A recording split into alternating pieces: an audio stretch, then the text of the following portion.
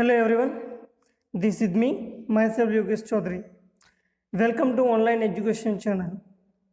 મિત્રો લાસ્ટ લેક્ચરની અંદર આપણે એક ક્વેશ્ચન પૂછેલો હતો જેનો બસ કેટલાક લોકોએ જવાબ આપેલો છે.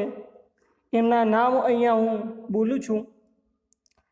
જે લોકોએ સાચો જવાબ આપ્યો હતો એમના નામ છે પટેલ પવની, પરમાર અશ્વિન, પરમાર ધીરજ, રાજપૂત કુમકુમ અને ચૌધરી વીણા. આ બસ બે છે અને પાંચ લોકોએ બસ આનો જવાબ આપેલો. બાકી કોઈને આનો જવાબ આપવાની કોશિશ પણ નથી કરી કે અટેન્ડ પણ કર્યો નથી ક્વેશ્ચન.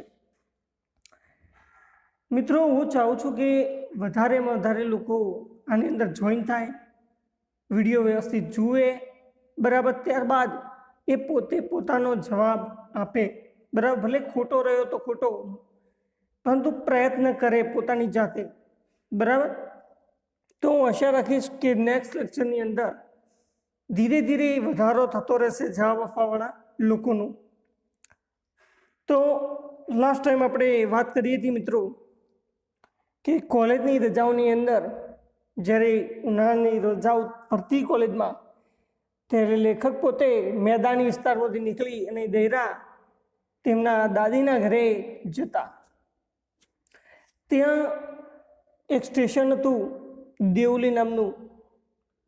ત્યાં એમની ટ્રેન રોકાઈ અને એમને એક છોકરીને જોઈ જે ખભા પર શોલ ઓઢીને અને ખુલ્લા પગે એમની સામે આકર્ષક ચાલમાં આવી રહી હતી.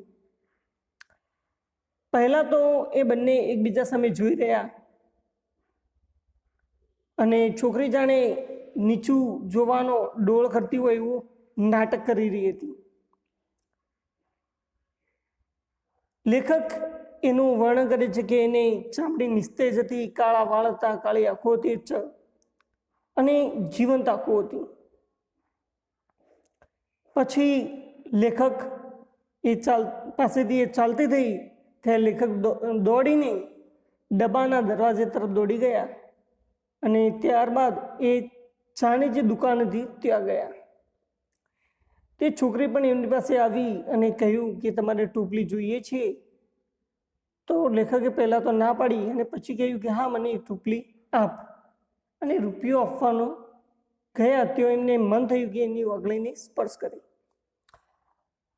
પછી ગાર્ડે વિસલ વગાડી અને ઘંટના અવાજની અંદર એ કંઈક બોલી ખરા, પરંતુ એમને સંભળાયું નહીં. પ્રવાસ દરમિયાન એમને એની યાદ આવતી રહી, પરંતુ ધીરે ધીરે બીજા કામોની અંદર મન પરોવાઈ જતા એ બધું ભૂલી ગયા. હવે દિવસો એમ કરતાં કરતાં પસાર થયા અને પછી પાછા જવાનો દિવસ આવી ગયો.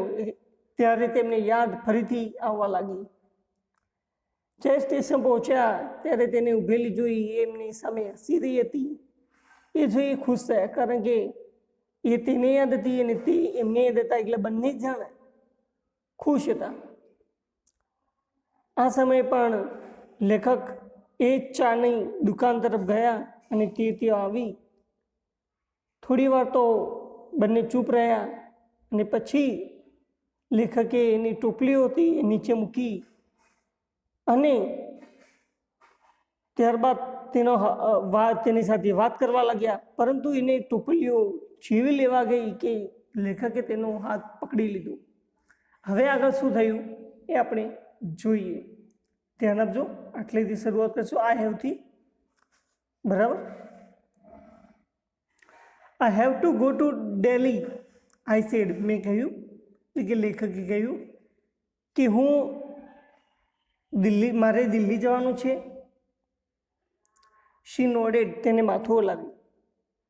આઈ don't have to go anywhere. મારે ક્યાંય જવાનું નથી. જોજો મિત્રો, લેખકે શું કહ્યું? I have to go to Delhi. મારે દિલ્હી જવાનું છે. એને જવાબ આપ્યો, માથું હલાવ્યું, મારે તો ક્યાંય જવાનું નથી. આઈ don't have to go anywhere. The guard blew his whistle and I hated the guard for doing that. આ વાત ચાલતી હતી ત્યાં જ વચ્ચે પેલા ગાર્ડે વિસલ વગાડી. The guard blew his whistle, ગાર્ડે વિસલ વગાડી. And I hate the guard for doing that. પરંતુ જે વિસલ વગાડી એ વિસલ વગાડી એ લેખકને ગમતું નહોતું. આમ કરવા માટે એમને તિરસ્કાર થયો હોય એવું લાગતું હતું. એમને જરાય ગમતું નહોતું કે ગાર્ડે કેમ વિસલ વગાડી. આઈ વિલ કમ અગેન, હું ફરીથી આવીશ. આઈ વિલ કમ અગેન, હું ફરીથી આવીશ. આઈ સેડ, હું બોલ્યો. Will you be there, be here, માફ કરજો, વિલ યુ બી હિયર, તું અહીં હોઈશ. હું ફરીથી આવીશ, શું તું અહીંયા જ હોઈશ? શી નોડેડ, એને માથું હલાવ્યું. I don't have to go anywhere, મારે ક્યાંય જવાનું નથી. એને શું કહ્યું?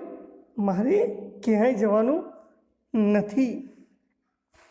શી નોડેડ અગેન, ફરીથી એને માથું હલાવ્યું. The bell clanged and the train slid forward.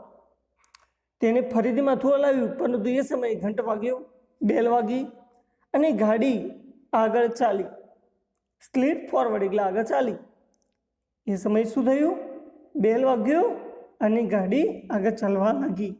I had to pull my hand away from the girl and ran for the moving train. I had to pull my hand, મારે એ છોકરીના હાથમાંથી મારો હાથ છોડાવવો પડ્યો. I had to pull my hand away from the girl, એ છોકરીના હાથમાંથી મારો હાથ છોડાવવો પડ્યો. And ran for the moving train, અને ચાલતી ગાડી પકડવા માટે મારે દોડવું પડ્યું. This time I did not forget her. આ સમયે હું એને ભૂલી શક્યો નહીં. She was with me for the rest of the journey. બાકીની જે યાત્રા હતી, પ્રવાસ હતો, એ દરમિયાન એ તેમની સાથે હતી. એન્ડ ફોર લોંગ આફ્ટર, એના પછી પણ એમની સાથે રહી. એટલે કે એની યાદ, she was with me for the rest of the journey, એટલે કે તેની યાદ તેની સાથે રહી. બાકીની યાત્રા સમય દરમિયાન તે છોકરીની જે યાદો હતી એ લેખક સાથે રહી. એન્ડ ફોર લોંગ આફ્ટર, અને પછી બહુ લાંબા સમય સુધી એની યાદ એમના મનમાં જ રહી.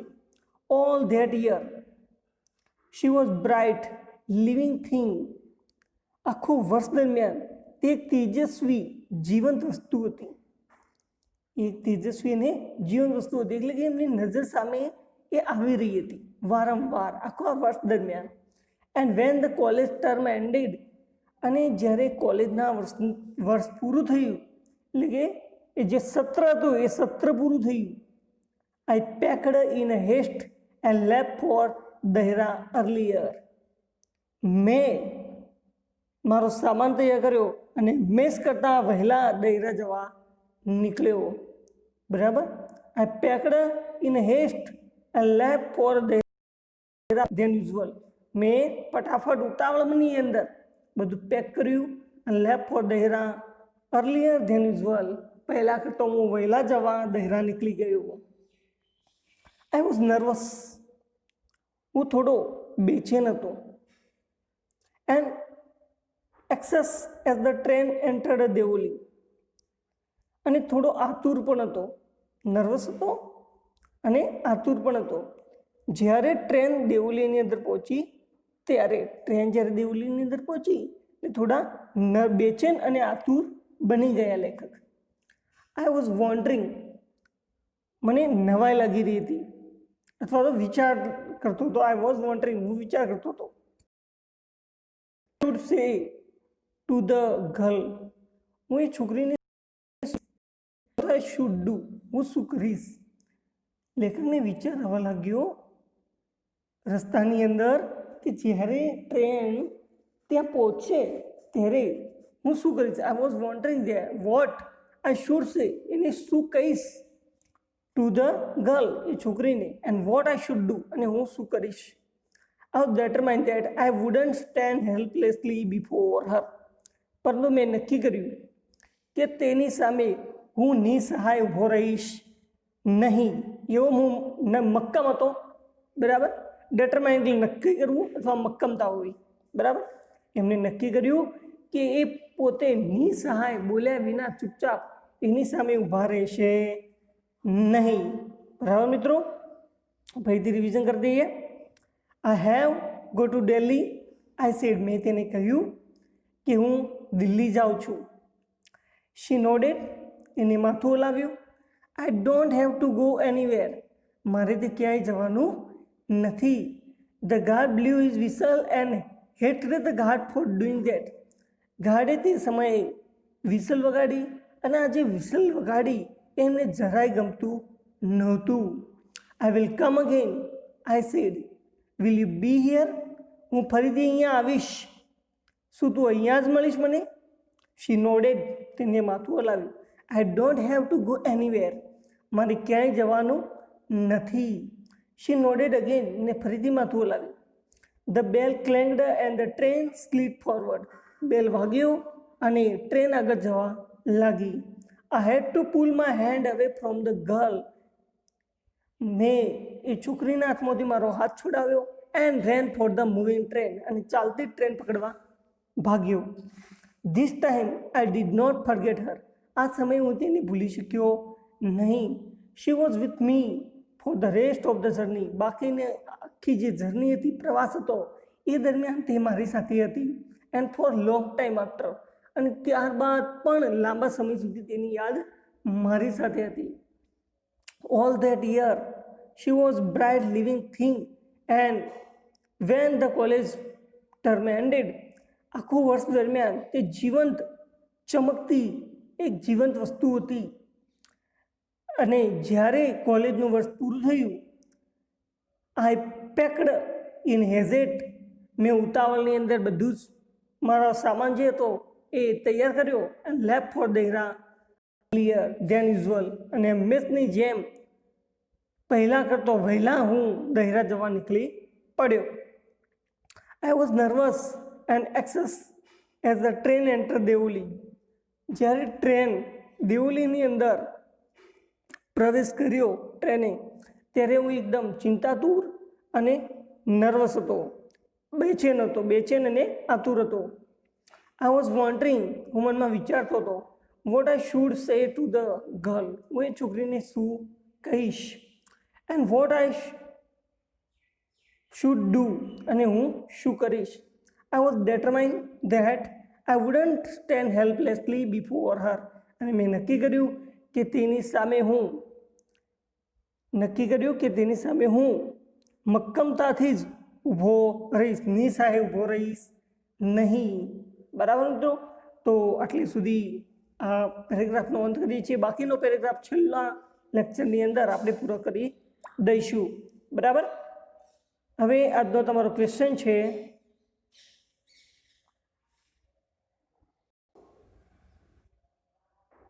તમારો ક્વેશ્ચન મિત્રો નોટ કરી લેશો. તમારો ક્વેશ્ચન છે, why did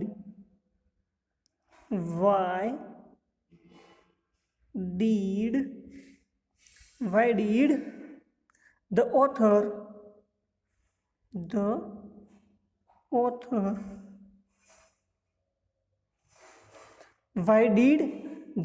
લખી દેજો, leave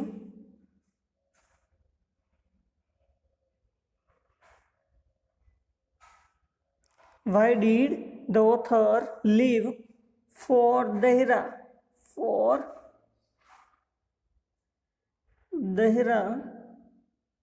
Why did the author leave for Dehra? લખી દેજો.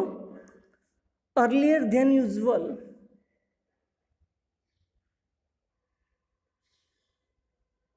Earlier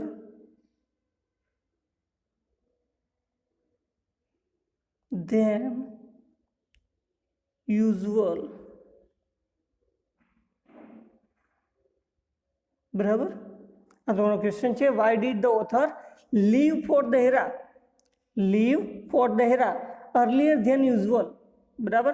જેનો જવાબ તમે કોમેન્ટ સેક્શનની અંદર અટેન્ડ કરજો. બરાબર? એનો જવાબ ચોક્કસ મિત્રો આપજો. જે લોકો 5 લોકો આપે છે, બરાબર, પટેલ પવની, પરમાર અશ્વિન, ધીરજ પરમાર, રાજપૂત કુમકુમ અને વીણા ચૌધરી. બરાબર? એના સિવાય પણ હું આશા રાખું છું કે વધારે લોકો ક્વેશ્ચનનો જવાબ આપે. બરાબર? ત્યાં સુધી આવજો. Stay home, stay safe. Thank you for watching this video.